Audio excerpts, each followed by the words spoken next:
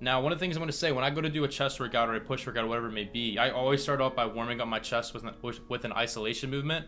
So I don't go straight into my bench press. I don't go straight into like a really heavy movement. I always try to pre-exhaust, and I talk about this in a lot of videos. And this is, even you guys tell me how this, after I've told you guys about this has made a big difference in your workouts, is pre-exhausting. So what that means is basically finding a pec deck, dumbbell flies, any type of, for chest, it's usually a fly movement that is going to allow you to really feel your chest get recruited in the entire movement.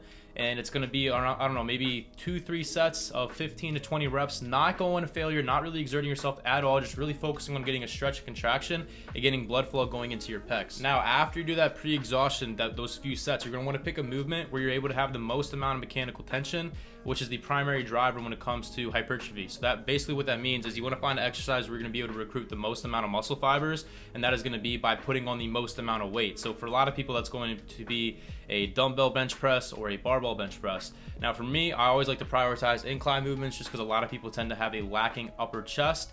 So that's really big to make sure you focus a lot on incline movements, especially in the beginning part of your workout, because the beginning part of your workout is the most crucial, because that's when you're able to have the most amount of exertion on your muscle fibers. So that's why it's good to pick a heavy movement at first, because you're able to make sure that you maximize the amount of tension that you're putting out when you're fresh in the gym.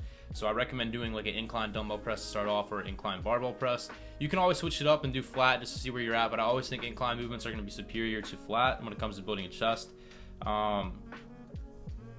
So yeah, so for my first movement, I'll usually pick a, like, let's say we're doing dumbbell or dumbbell incline bench press. Usually I will do 4 sets to failure, hitting around the 6 to the 8 rep range for that heavy movement.